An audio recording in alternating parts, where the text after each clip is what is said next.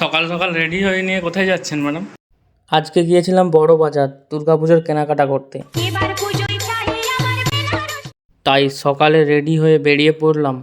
আজ আমি, আমার দিদি ও আমার বউ যাওয়ার কথা ছিল, কিন্তু আমরা কলকাতা যাব দেখে আমার ভাগনা ইমন কাঁদতে শুরু করলো।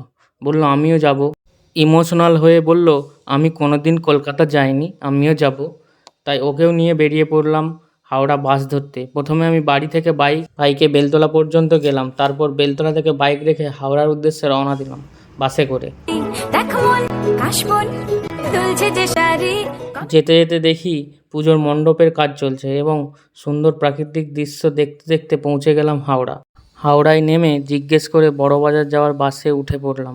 যেতে যেতে ভাবছিলাম আসার সময় একবার হেঁটে যাব ভারত তথা পৃথিবী বিখ্যাত হাওড়ার ব্রিজ। খুব সুন্দর লাগছিল। কিছুক্ষণ পর পৌঁছে গেলাম বড়বাজার। আমরা সাধারণ মধ্যবিত্ত পরিবারের মানুষ, যেখানে একটু কম দামে ভালো কিছু পাওয়া যায় সেটাই নিতে চেষ্টা করি। অনেক দোকান ঘুরে কেনাকাটার পর ভাত টাত খেয়ে এবার ফিরে আসার পালা। আসার সময় বাস থেকে নেমে আবার চলে গেলাম হাওড়ার ব্রিজের দিকে। অনেক ইতিহাস আছে এই ঐতিহ্যশালী ব্রিজের। কোনো পিলার নেই, নেই কোনো নাট বোল্ট। প্রায় 100 বছর হাওড়া ও কলকাতার মানুষকে সংযোগ করে এই একইভাবে দাঁড়িয়ে আছে। সমস্ত ঝড় বৃষ্টি এবং মানুষের ব্যস্ততার মাঝে সত্যিই তৎকালীন ইঞ্জিনিয়ারিংয়ের এক আশ্চর্য নমুনা। ভালো লাগলো। ব্রিজে কিছুক্ষণ দাঁড়িয়ে ছবি রিলস বানিয়ে ফেললাম।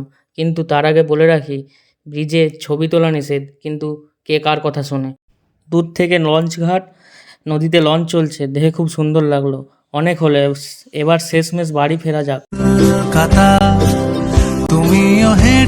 ফেরার পথে একজন বয়স্ক কাকার কাছে আমলকি কিনলাম। কত করে কাকা? কত করে?